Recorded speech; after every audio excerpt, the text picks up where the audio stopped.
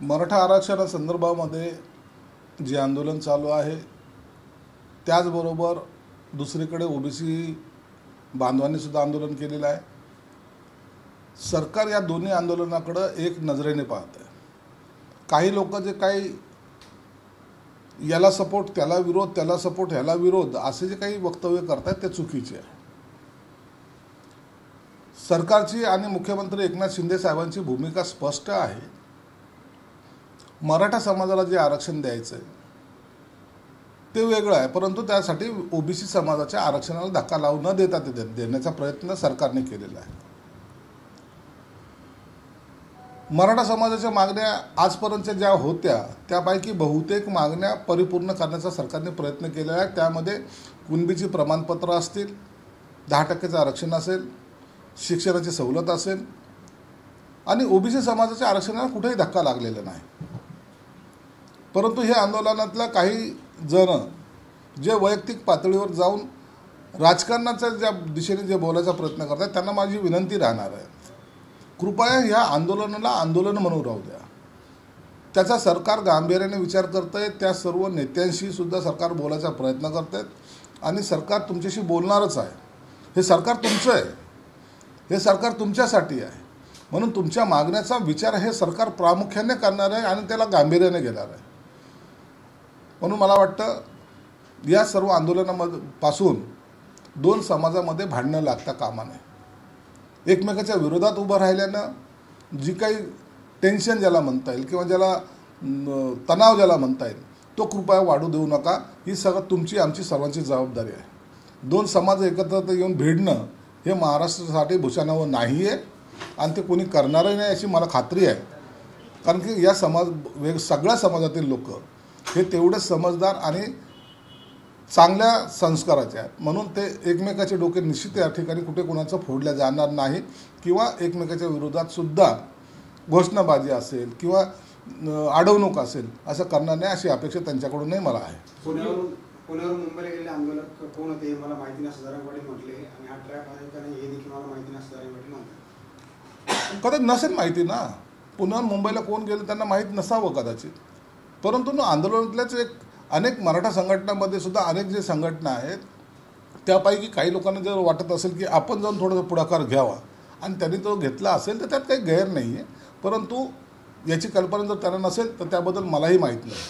सुप्रिया सुळे मुख्यमंत्री तर युगेंद्र पवार आमदार बारामतीत बॅनर झळकले। हे इलेक्शनचे चालत असतं, या इलेक्शनमध्ये असे प्रकार घडत असतात। कधी सुप्रिया सुळे होतील तर कधी रश्मी ठाकरे होतील, या सगळ्या कार्यकर्त्यांच्या मनातल्या भावना असतात आणि ते व्यक्त करत असतात आणि नेते लोक त्याच्याकडे लक्ष देत नसतात। तुमच्या त्या अफजल खानने 7 फूट असून काय उपटली आमच्या महाराजांची अशी भाषा जाहीर सभेत नितेश राणे वापरत आहे, काय सांगता? नितेश राणेच्या वक्तव्याची पक्षांच्या नेत्यांनी दखल घेतलेली आहे, ती त्यांना समज येतील त्यावर भाष्य करणं मला उचित वाटत नाही। संजय राऊतांनी असं म्हटलेलं की लोकसभेमध्ये आमच्यामुळेच काँग्रेसच्या जागा शिल्लक आलेल्या, कोण कुणामुळं जिंकून आलं आणि कोण कुणामुळं पडणार आहे हे येत्या विधानसभेत दिसून येईल। संजय राऊतमुळं जर काँग्रेस वाढली असेल किंवा संजय राऊतच्या सपोर्टमुळं जर काँग्रेस पुढे गेली असेल तर ते विचार काँग्रेसने करायचा आहे। मग मोठा भाऊ कोण आणि छोटा भाऊ कोण याचा जो काही वाद आहे तो मला वाटतं ते त्यांच्या त्या आपसातल्या भांडणाचा हा परिपाक होणार आहे। एक लक्षात घ्या, काँग्रेस आता यांना जुमानत नाही, काँग्रेस यांच्याकडे पाहत नाही, काँग्रेसला यांच्याशी देणंघेणं नाही। उद्या ही महाविकास आघाडीची युती होईल का नाही इथपासून यांची शंका आहे, म्हणून या बैठका जे चालल्यात हे सत्र असंच चालत राहणार आणि शेवटच्या क्षणाला महाविकास आघाडी तुटणार एवढं मात्र निश्चित आहे। महाराष्ट्र जिंकू त्यावेळी मोदी पंतप्रधान राहणार नाही, 2002 मधील गोधराकांड हा पहिला पुलवामा होता, संजय राऊतांचे संजय राऊतच्या बोलायला किंमत नसते हो। संजय राऊत काही बोलतो असतो, हे राहणार नाही ते होणार नाही आणि ते जे बोलतो त्याच्या विपरीतच घडलेला आजपर्यंतचा इतिहास आहे। म्हणून आता येणारं सरकारसुद्धा महायुतीचं राहणार आहे, केंद्रामधलं भाजपचं सरकार हे त्यांचा कार्यकाल पूर्ण करणार आहे। म्हणून संजय राऊत बोलल्याने काही परिणाम होतो, हा काय ब्रह्मदेव आहे का? झोपेतून उठून डोळे चोळत जो बोलतो त्याचा परिणाम राजकारणावर होत नसतो। जम्मू काश्मीरचे माजी राज्यपाल सत्यपाल मलिक यांनी उद्धव ठाकरेंची भेट घेतली, राज्यपाल रिटायर झाल्यानंतर माणूस सगळ्यांची भेटीगाठी घेत असतो. त्यांना आता कुठं जागा राहिलेली नाही म्हणून कदाचित या ना कोणत्या माध्यमातून पुन्हा राजकारणामध्ये शिरकाव कसा करायचा याचा ते प्रयत्न करत असावे. मातोश्रीवर प्रथमच खैरेंशिवाय बैठक पार पडली आणि अंबादास दानवे यांनी डावलल्याचा खैरेंचा आरोप. अहो, खैरेचे पैसे संपलेले आहे. जिथे खैरेंचे पैसे संपलेत त्या ठिकाणी त्यांना प्रवेश कसा मिळेल. परंतु एक लक्षात ठेवा, खैरेने निष्ठेने काम केलेलं आहे. खैरेने आम्ही पाहिलं शिवसेना प्रमुखापासून आतापर्यंत हे सर्व त्याचा जे काही कार्यक्रम व्हायचे त्याचा जबाबदारी खैरे घ्यायचे.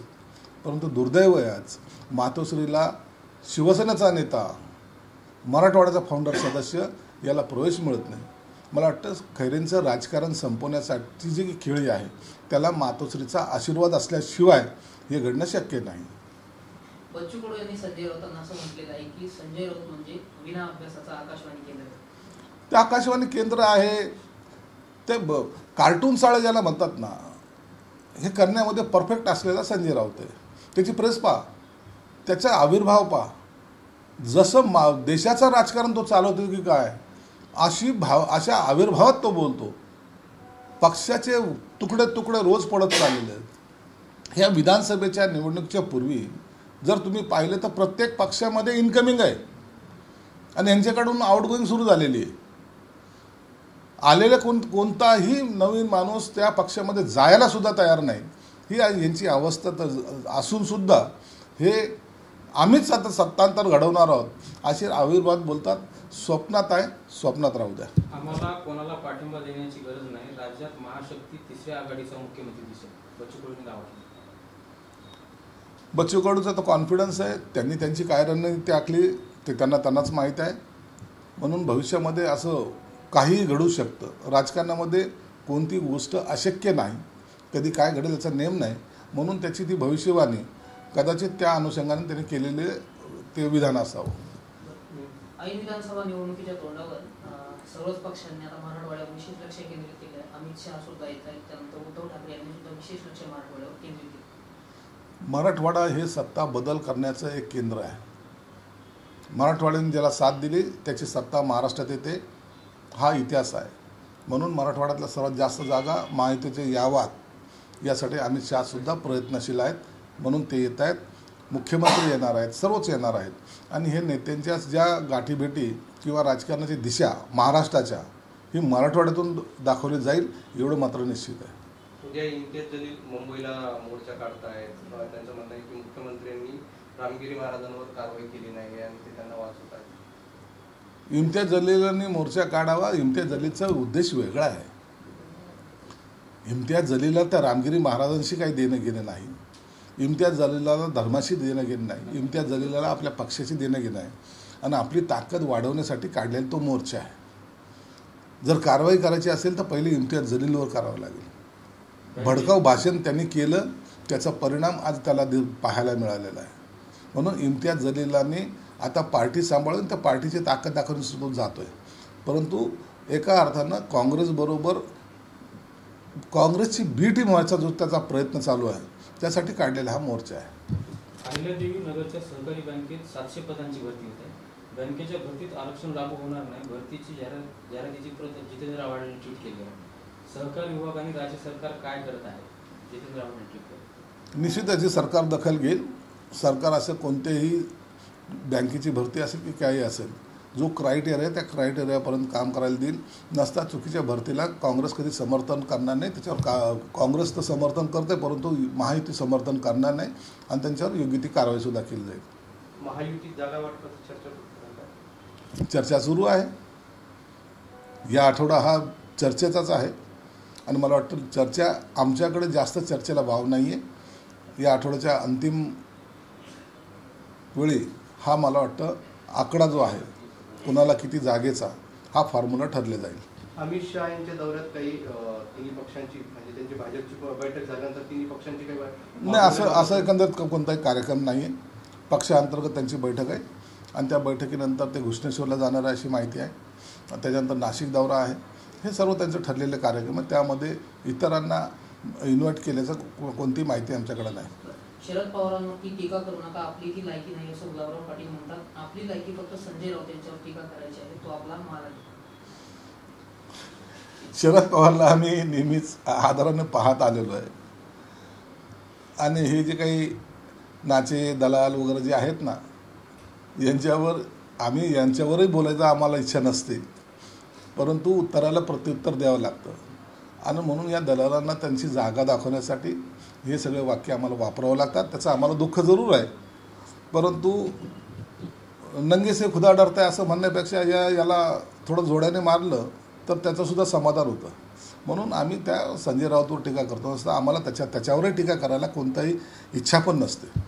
मी शरद पवार गट कधीच सोडला नव्हता, मला भाजपात प्रवेश द्या असं कधीही म्हटलं नव्हतं. भाजपामध्ये या म्हणून मला आमंत्रण दिलं होतं खडसेंचं रोजचं जे विधान जर पाहिले, कधी सदस्याचा राजीनामा द्यायचं त्यांचंच पत्र होतं, भाजप कधी प्रवेश करून घेतात त्यांचंच विधान होतं. आता शरद पवार बरोबर आहे हे त्यांचंच विधान आहे. म्हणजे ते स्टेबल नाही आहेत. मला वाटतं त्यांच्या मनामध्ये जे घालमेलं आहे की मी शरद पवारचा का भाजपचा, ही ह्या आठवड्यामध्ये क्लिअर होईल आणि अस्वस्थ असलेला माणूस ह्या अशा प्रकारचे विधान करतो. आगामी विधानसभा निवडणुकीच्या पार्श्वभूमीवरती केंद्रीय निवडणूक आयोग विविध राज्यांचा दौरा करते. 27 आणि 28 सप्टेंबरला महाराष्ट्र दौऱ्यावरती आयोग आहे. आयोग त्यांचं काम करणार. निवडणूक आयोग आहे, प्रत्येक जिल्हावार आणि मतदारसंघवार ती माहिती घेण्याचं काम निवडणूक आयोग दर निवडणुकीला कळतं आहे आणि त्या पद्धतीने त्यांनी त्यांचा दौरा आयोजित केला असावा आणि त्या दौऱ्यामध्ये त्यांचे जे अधिकारी आहेत, कर्मचारी आहेत, त्यांची संवाद साधणं, असलेली परिस्थितीची पाहणी करणं आणि त्याची तयारी करणं हा त्या पूर्वतयारीचा एक भाग आहे. म्हणून ते येत असावेत. तो त्यांच्या पुरताच मर्यादित हा त्यांचा प्रोग्राम असतो. जागा वाटपावरून महाविकास आघाडीमध्ये खटका उडला अशी राजकीय वर्तुळात आहे. खटका उडणारच. महाविकास आघाडी टिकणार नाही आहे.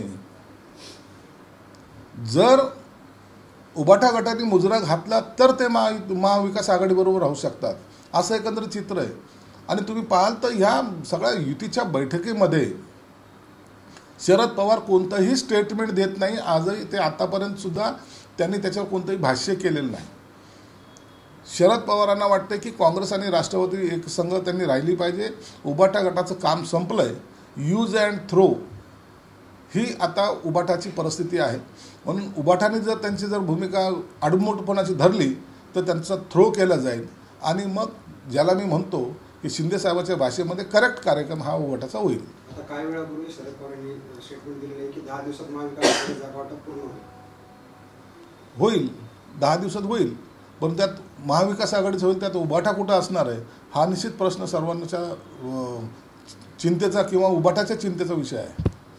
महाविकास आघाडी महायुतीकडनं जागा वाटप केव्हा करायचं या आठवड्याच्या एंडपर्यंत जागा वाटपाचा फॉर्म्युला आमचा ठरला जाईल.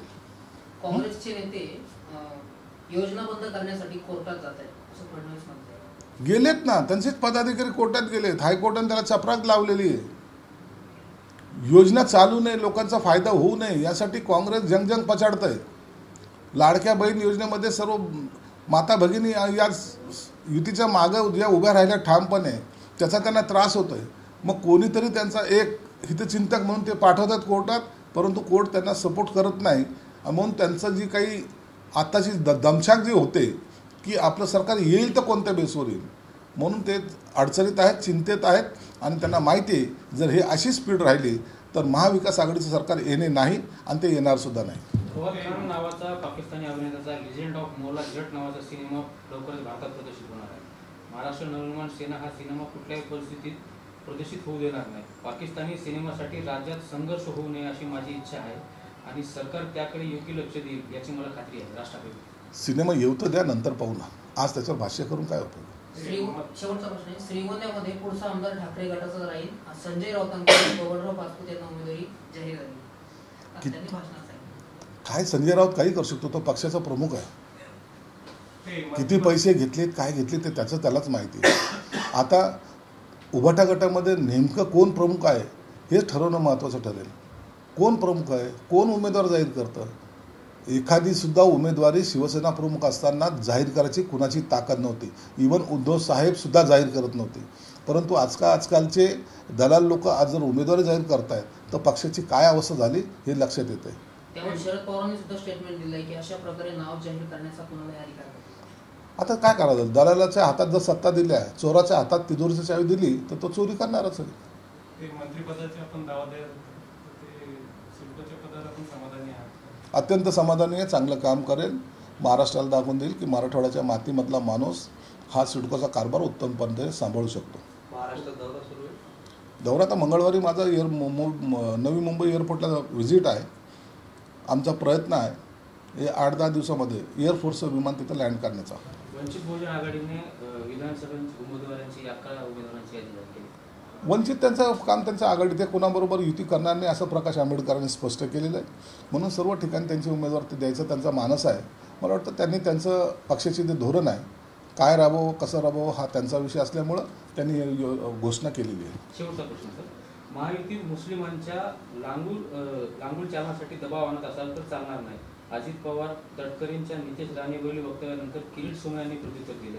नितेश राणेसारखे बेताल वक्तव्य करणाऱ्याचा निषेध करण्याची ताकद राष्ट्रवादीची आहे. विशिष्ट समाजाला डोळ्यासमोर ठेवून टीका करत असाल तर चालणार नाही असं अजित पवार म्हणाले. यावर आता फार वादनवाद झालेला आहे. याची पूर्ण माहिती वरिष्ठ नेत्यांनी घेतली आणि ते त्याच्यावर निर्णय घेतील.